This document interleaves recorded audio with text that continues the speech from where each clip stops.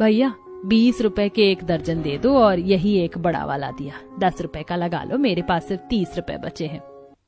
क्या बहन तुम भी ना? अच्छा चलो ठीक है ले लो। माँ जी आप तो बहुत अच्छी बार्गेनिंग करती है, चलिए पूजा का सामान ले लेते हैं।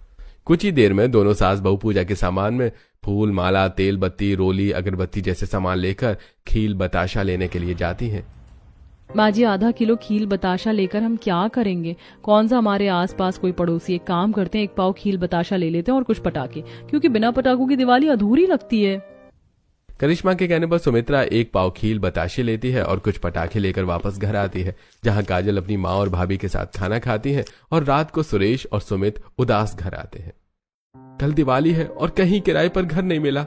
जहां भी बात करिए सब यही कह रहे हैं कि दिवाली के बाद आना। पर इस मनहूस खबर के साथ एक अच्छी खबर भी है। एक फैक्ट्री में मुझे बैठकर हिसाब करने का काम मिल गया है। ये तो बहुत अच्छी बात है भैया। कोई बात नहीं, इस बार हम अपनी दिवाली ट्रेन में ही मनाएंगे और ये मेरी शादी के बाद की पहली और यूनिक दिवाली रहेगी, जिसे मैं हमेशा याद रखूंगी। कुछ न होने पर भी पूरा परिवार खुश रहने की कोशिश करता है और अगली सुबह सभी मिलकर अपने ट्रेन के डिब्बे को सजाने लगते हैं।